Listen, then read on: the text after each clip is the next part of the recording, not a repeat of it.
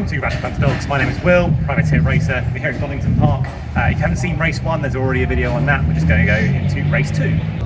Welcome to Future Will doing the commentary of a race I'd probably rather not be commentating on. The lights are on and they are out, and we are underway in this BRSCC MX-5 Clubman Championship race 2 at Donington Park.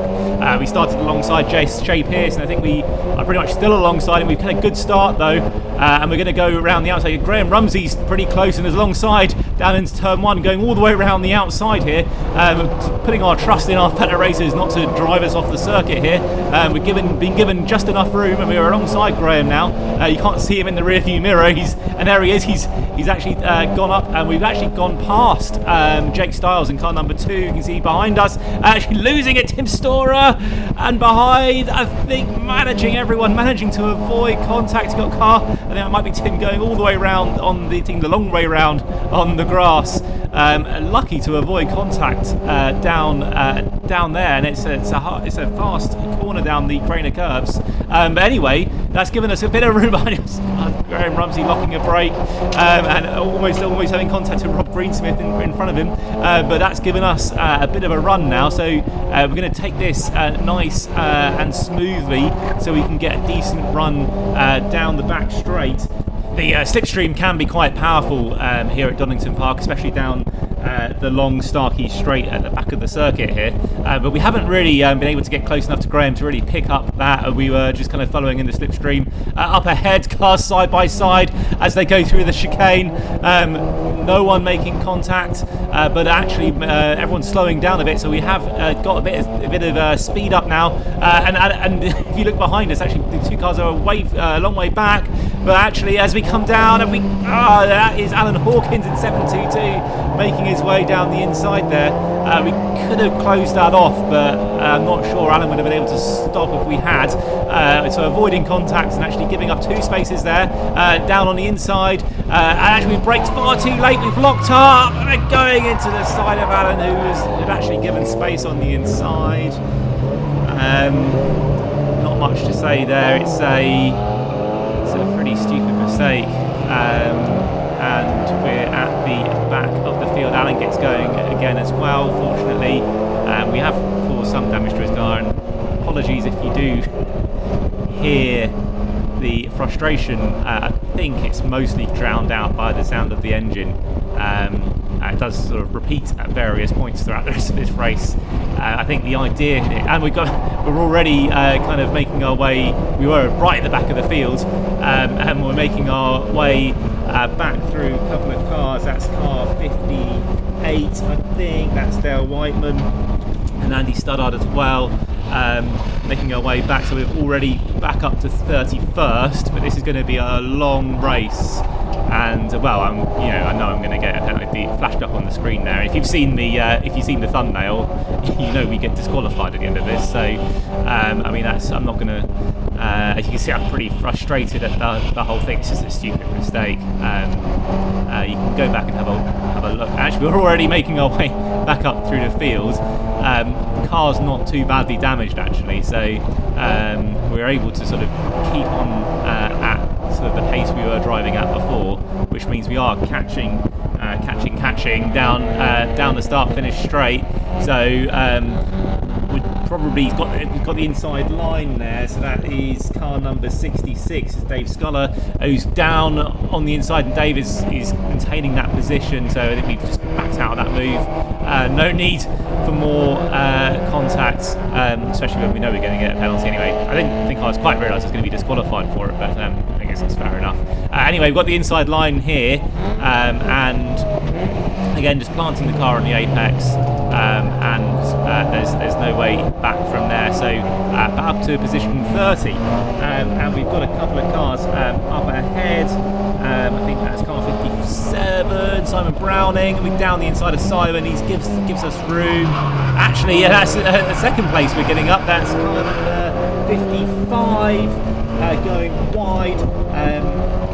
55 is Chris Whitmore Whitmore, Chris has gone wide at the last corner, and we're up to position 28. So I mean, quite a lot of action on that lap. to just kind of distract me from you can see now I'm still not very happy, and rightly so. I did apologise to Alan afterwards. It's just a stupid mistake really.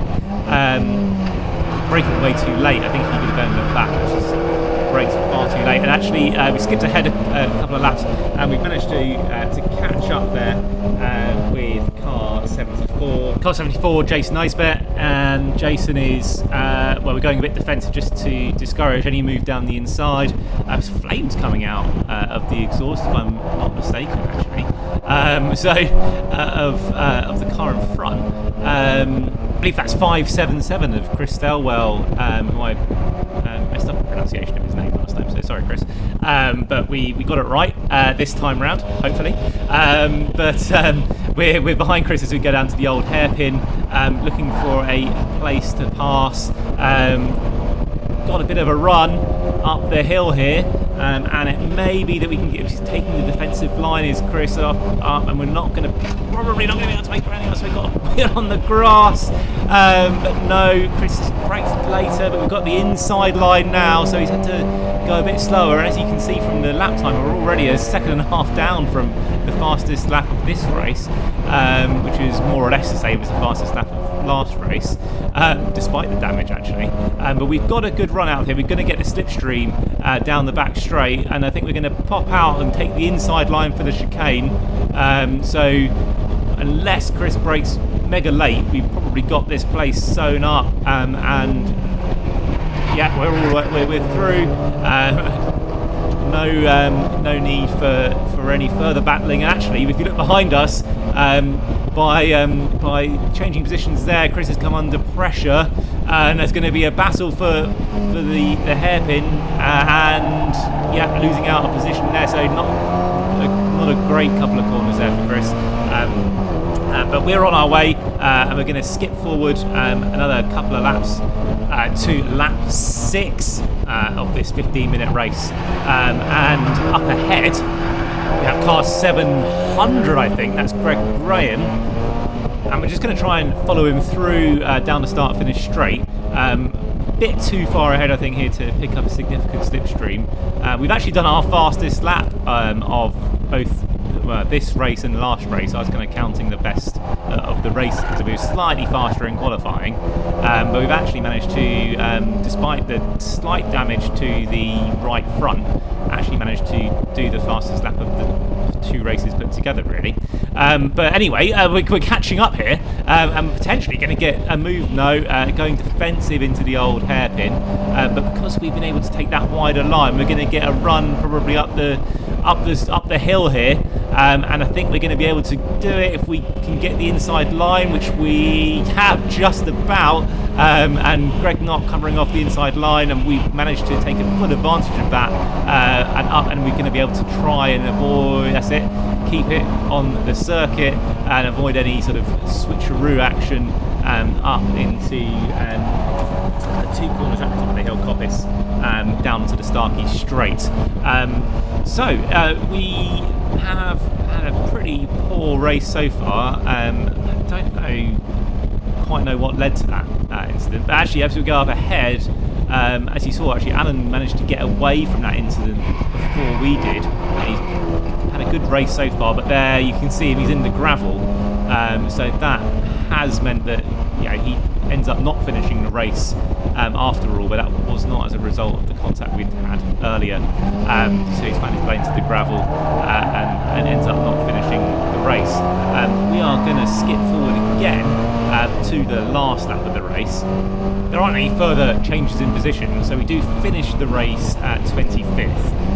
But as I said before, and as you've seen from the thumbnail to this video, we do end up being disqualified, and I think that's probably fair enough. It's a really stupid mistake. There's been several stupid mistakes this season.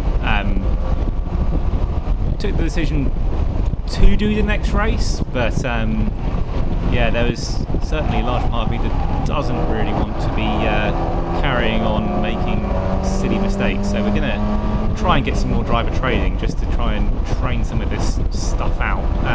But anyway, that is it for this time out at Donington Park. Next time out, hopefully much less eventful from my perspective, maybe not for yours, but from my perspective, hopefully much less eventful at Snetterton.